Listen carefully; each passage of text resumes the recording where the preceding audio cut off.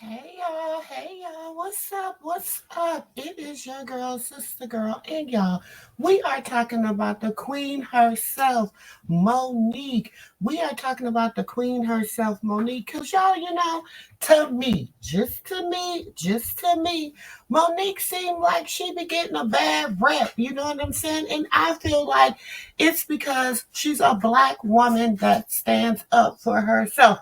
It might be unpopular opinion, but this is how I say. People say, "Oh, she's too aggressive. She's hard to work with. She's hard to um be around." All this other stuff. My thing is, and I feel like they worry so much about her husband instead of about her.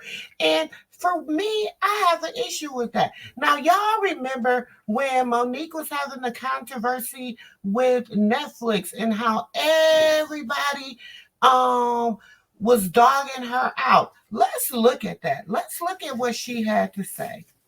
I did a movie called Precious. And on that film, I received $50,000. And that was not my argument nor my fight because that's what I signed up for. I did all of my contractual obligations and I was done. Then when I started getting calls from Lee Daniels, Tyler Perry, Oprah Winfrey, and Lionsgate, and they wanted me to come work for free. They wanted what? to go over to Cannes and promote this film internationally. And I said to them, I said, guys, my deal is with Lee Daniels. And I've done my job. And they all agreed. I'm going to stop. Okay. Because contractually, Yes. when you make a movie, regardless of who you sign the deal with, Yes. your job is to go and promote said movie. Yes. No.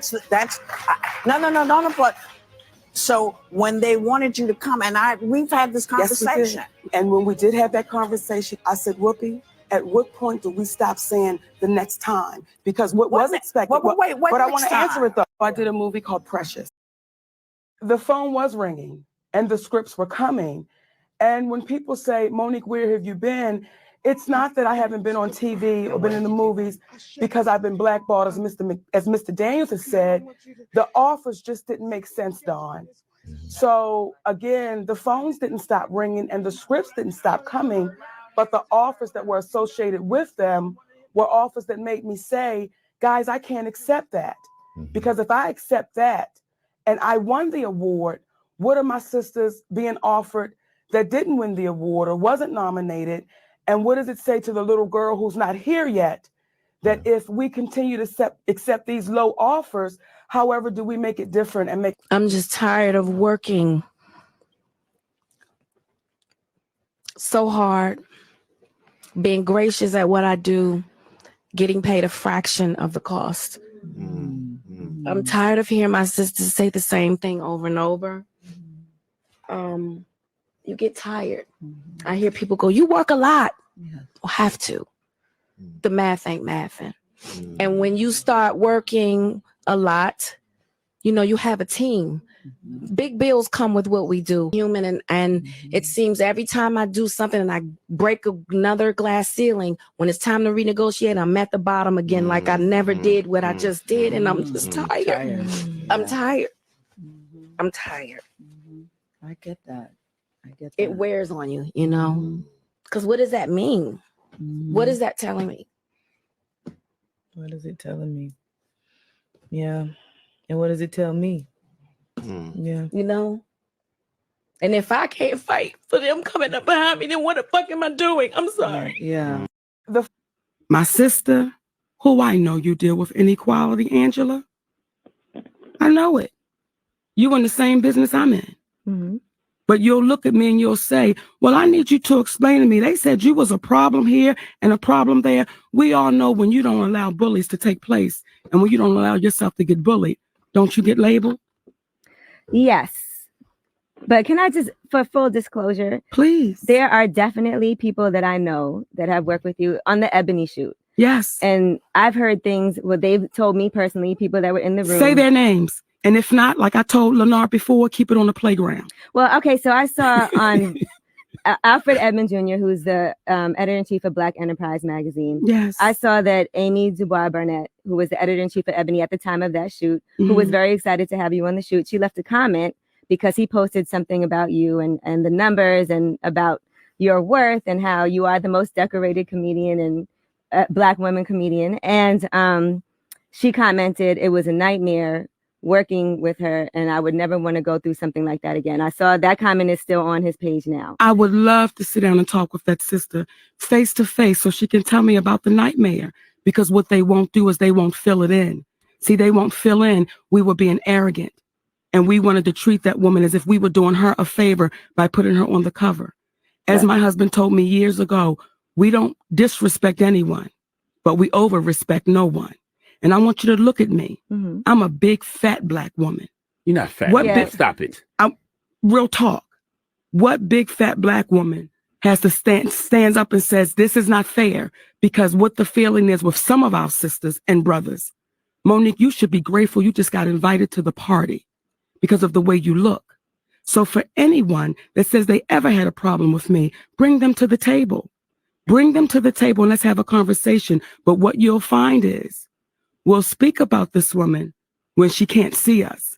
We'll make comments, but we're the type of people that say, let's have a conversation. And when you find out that they're wrong, will you then speak up loudly for me as you speak up for them? I absolutely would. But Sister Monique and brother. As the Black community, we owe Monique an apology. Yes, we do. She spoke about things that are still happening now. And I believe that if we would have stood up for her then and not dragged her, dehumanized her, make her feel like shit, we would be in a different place. And actresses right now would not be struggling. Let me make it very clear. Black actresses of color would not be struggling. I'm going to play a video from Monique, and then I'm going to play a video from Taraji, and y'all tell me what the difference is. It was ringing, and the scripts were coming. Yep. And when people say, Monique. And then I know Tyler wouldn't support that. He never told nobody not to work with her. When I talked to him, he was like, no, I never told no one not to work with her. And I said, but you Tyler Perry, and you never told anyone to work with her. Wow. You know what I'm saying? And he was like, I never looked at it like that. Because I said, you just got to consider how strong your influence is at that point. Monique, why is she canceled? And then I know Tyler wouldn't support that. He never told nobody not to work with her. When I talked to him, he was like, no, I never told no one not to work. See, this is why me and Oprah Winfrey got a problem. Till that woman says, let me apologize to you publicly, it'll be to the day I leave this earth. Because what you did was malicious, and it was intentional, and it was ugly. Say, Oprah Winfrey, you know what you need to do, and stop hiding behind what you call was negative comments, what you call, oh, I don't even deal with things like that, because what people are beginning to do is see you for who you are. It was all said and done. Oprah Winfrey calls me. And in that moment, I was still stuck in, this is Oprah Winfrey. How do I say, you had my mother, my father, my other brother, and I'm stuck in that moment. And when we hung up that phone, my husband looked at me and said, what's wrong with you? That's not what we made of. You know how you felt about that and how you feel about that. And you need to let that woman know, I don't care about a title and a position. That's not what you cut from. So it was my obligation to let Oprah Winfrey know how you feel about that.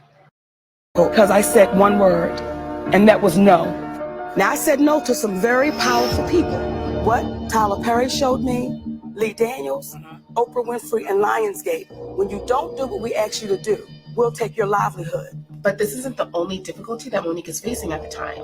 So while she's getting backlash because she wasn't playing the game, Monique had been betrayed by somebody that she never saw coming. This is where things shift from professional to deeply personal. What happened? Oprah Winfrey called us up, and she said my brother wanted to come on the show. Your older brother you described as a monster, and he abused you. Yes. From the time you were 7. How did he abuse you? Are we talking about sexual abuse? Yes. She said, if you don't want me to have your brother on the show, I will cancel the show. But I wanted to call you up to see how you felt first. Monique thought Oprah had her back, but that was not the case. Happened I did a movie called Precious. I loved it. I signed up for that movie with my friend named Lee Daniels. He said it's paying $50,000. I said, let's do it, because it was an independent film, okay? When we did the contract, he said, you have 5% of the film. We're not looking for nothing. We know this is a small independent film. The film goes to Sundance, and it begins to get all of this praise. Tyler Perry and Oprah Winfrey get involved with Precious. Okay. They become executive producers. That's wonderful, because you know when they put their name to it, here you go, it's get ready to go through the roof. So when it came time for the campaigning of this award for the Oscar, and when it came time to go to different festivals and promote this movie, but you're really campaigning for the awards. Well, I was in a position, I had the Monique show, I was doing the Queens of Comedy tour, I had little babies, and my third husband. So what I was not gonna do was make Hollywood a priority. I've already done the movie. I don't need to campaign for you now to say, I want this trophy. I've done the movie. I've done my part. I get a call from Oprah Winfrey. Oprah Winfrey says, I will send my private jet to come get you and bring you to, I wanna say, it was one of the festivals. And I said, sis, I'm in the bed with my man and my babies, eating chips, watching Curious George. Tell him I said, I appreciate it and I love him, but I'm not gonna be able to make that one. About 10 minutes later, I get a call back from Lee Daniels. Lee Daniels said, I told you ain't care about this. I told her you ain't care nothing about this. And it's not that I don't care nothing about it. It's just that my priorities wasn't that. I've already done my part, okay? The Hoodie Awards come up with Steve Harvey. Tyler Perry is there. Tyler Perry calls me into his room. He has a staff of people there. He does like this, and everybody disperses. Oh, wait a minute. Do it again, Monique. Oh. And everybody disperses except for my security. I said, you don't work for Tyler Perry. So everything I'm saying, has always been someone else there to hear what's happened. So we're sitting there and Tyler says to me, listen, you may want to campaign for this, because if you get nominated, your next film will be $3 to $5 million. If you win it, your next film is $5 to $8 million. I said, Tyler, look at me. I'm a black. What happened, Monique? What happened? I did a movie called Precious. I loved it. Look like me, like Oprah, Tyler, Lee Daniels, and I gotta put my brother Steve on the list. Y'all knew I was not wrong. A while back, when Monique appeared on an episode of Steve, the Oscar winner recalled an incident that had her labeled as difficult and eventually blackballed in Hollywood because she demanded additional pay for participating in the Oscar publicity campaign for the 2009 film Precious. Now, I said no to some very powerful people. I said no to Oprah Winfrey. I said no to Tyler Perry. I said no to Lee Daniels. And I said no to Lionsgate. I said no to some very powerful people, Monique said, regarding her stance on Oscar campaigning. She became a lightning rod again in 2018 when she proposed a Netflix boycott because the streaming platform wouldn't offer her the same pay for a stand-up special as it did for other big-name comedians such as Chris Rock and Amy Schumer. Monique then called out Harvey for a comment he made about her following the Netflix controversy, telling him, when I heard you go on the air and you said, my sister done burnt too many bridges and there's nothing I can do for her now. Do you know how hurt I was? And when I heard you go on the air and you said, my sister done burnt too many bridges and there's nothing I can do for her now. Steve, do you know how hurt I was? Harvey countered that he thought she did herself a disservice with her call to arms over Netflix, noting that it came off as rich people problems. He also pointed out, if we're going to boycott, are we going to not get subscriptions, turn it off? Are we going to go down there and get signs? Monique faulted Harvey and other powerful African Americans for not being strong enough to go public and say, we can't throw our sister under the bus. Your husband can't be the Sydney that he really is out here. Let me tell you something. That flexing, we got to flex a different way. We out here in a game. This the money game. This ain't the black man's game. This ain't the white man's game. This is the money game. He told her, you cannot sacrifice yourself. The best thing you can do for poor people is not be one of them. Eventually, the temperature in the room came down, and Harvey ended the interview by promising to use his clout to help repair Monique's relationship with Hollywood power players, but Mo didn't look like she bought a word he said. Well, you can't really blame her. The woman has had to deal with the worst situations in the industry and then lived to tell the story. You see, Monique has sued Netflix for race and gender discrimination nearly 2 years after calling for a boycott against the streaming giant for allegedly lowballing her. In a lawsuit filed against Netflix in Los Angeles Superior Court, the Oscar award-winning comedian claims the company offered her significantly less money for a comedy. Look like me, like Oprah, Tyler, Lee Daniels, and I got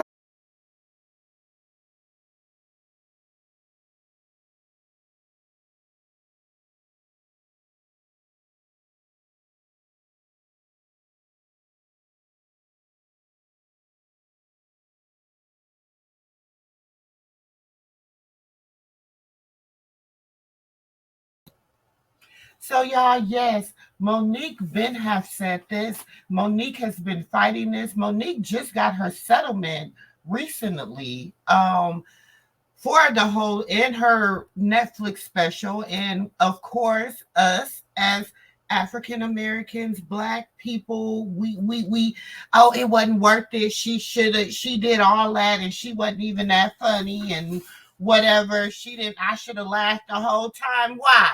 Why you should have you didn't pay for it. I mean, it came with your subscription. You don't pay for Amy Schumer, and I don't laugh at her whole thing.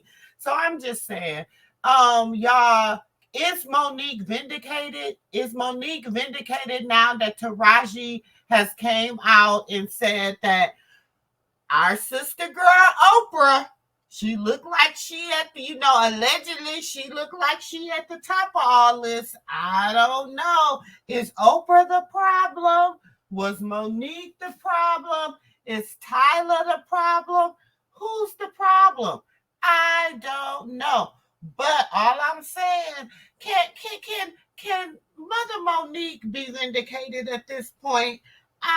That's all I'm saying. Even if she is difficult, what is a difficult Black woman? What is a difficult Black woman? Now, we can take a snob all day, but we cannot take a Black woman that stands up for herself. I don't know. Is it us? Is it us? Is it them? I don't know who it is. But let me know in the comments below. Please like, comment, and subscribe. It's your girl, Sister Girl, and I'll catch you in the next video. Peace. Love it, you know I'm perfect. So go ahead, drink up. I'm so glad we got to link up.